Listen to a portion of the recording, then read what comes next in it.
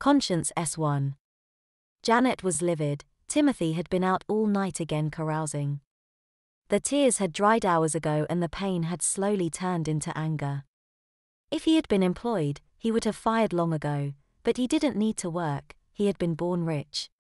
His great-grandfather, Johann Bjorn, had made a fortune trading railroad stocks and had a son. He fathered a conceited, self-centered, compulsive womanizer, who had in his turn inherited the family wealth and sired Theodore, who was even more spoiled as a child than his father had been. His mother had died early in Timothy's life. She had died of a broken heart, a byproduct of his father's pastime. The coroner had ruled death by alcohol and drug overdose. 3 generations of genetic reinforcement and a lifetime of leisure had produced Timothy. He made nothing, thought nothing, contributed nothing to anyone, unless distributing the money from the trust fund everlasting, as Timothy called it, counted, which Janet doubted. His donations to liquor stores, bars, restaurants, and call girls could hardly be called charitable by anyone except the most sordid character. 10 years ago he had been different. She had married a handsome 25-year-old lawyer who had graduated from law school at the top of his class. She sighed in anger and frustration.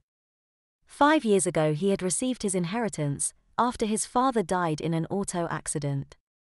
He had instantly become the lord of his domain, accountable to no one, a king enthroned by the sovereign power of invested capital. There was enough money to last a score lifetimes in soft, pampered idleness. The principal was safely tucked away in a trust fund conceived by batteries of lawyers and consisting of cribs of legal documents which protected the principal against government, taxes, lawsuits, natural disasters, economic depressions, and the foolishness of those who it nurtured. His inheritance had proved disastrous for him. Slowly, he lost his drive and ambition and then his faith in himself. He had even lost faith in her love for him because he knew he didn't deserve it. Now there was nothing left but a spoiled, self-indulgent drunken child, protected against all harm by the thick swaddling of money and booze. She would have left him, she thought, but she still loved him and she couldn't bear the idea of Timothy marrying anyone else, no matter how he behaved. She remembered her wedding night and how she reacted when Timothy told her new name was Norse in origin. Janet told him her first name was Welsh and a form of Ginevra, which meant white or good spirit. She had suggested teasingly that he was really a Viking who wanted to steal her away from her true love, King Arthur. Then he informed her that Bjorn meant bear and that his name had been common among Viking chieftains. She had sat quietly for a moment and considered her new role as Mrs. Bear, when the thought hit her that if she was Mrs. Bear, then naturally he must be Mr. Bear. Mr. Timothy Bear. He was her teddy bear. She had broken up in uncontrollable giggles when the idea hit her, and it was several minutes before she regained enough composure to explain the joke to Timothy. His bedroom name had been Teddy Bear ever since. Not that there was much of that happening in their bedroom these days, she thought glumly. He seemed to have lost interest in her these last years. It wasn't caused by a lack of libido on his part.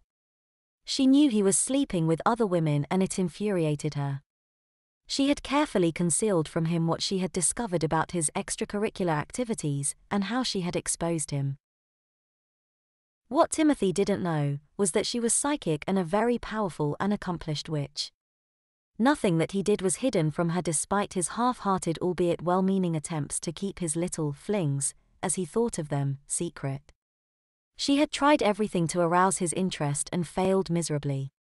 There are just too many good-looking women who are attracted by the smell of fools with lots of loose money, she thought. Janet looked down at herself. Timothy liked me when we married. He was very attracted to me then and is still preoccupied with me. Infantile idiot. He just can't resist the opportunity for a flirt with some empty-headed valley girl.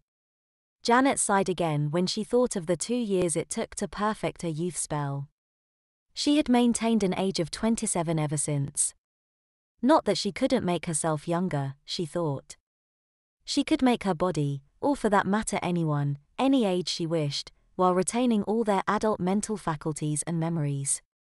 She could, however, become young enough to lose control of her body, as had happened one horrible weekend when she was developing the spell. One day, as a clumsy pre-teenager had convinced her that she preferred to be a mature, but young and firm 27-year-old. Thank the goddess that Timothy was out of town that weekend, she muttered to herself, wincing at the memory. She was thoroughly disgusted with Timothy's behavior. She had discussed it with her friends and members of her coven, but no one had come up with any scheme to change him. Last week, at her wit's end, she had gone to a marriage counselor, who had discussed the Peter Pan syndrome and suggested that time and maturity would cure Timothy.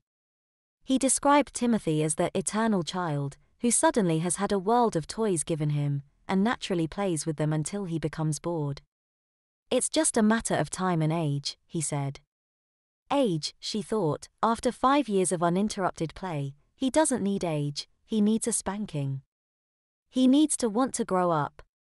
He needs his toys taken away until he is mature enough to deserve them. He needs someone to stand over him and tell him what to do, to take care of him until he can do it for himself. He's just an overgrown child, she thought. Just a big baby, and she started giggling, suddenly struck with a mental image of him sitting on the floor in diapers and crying.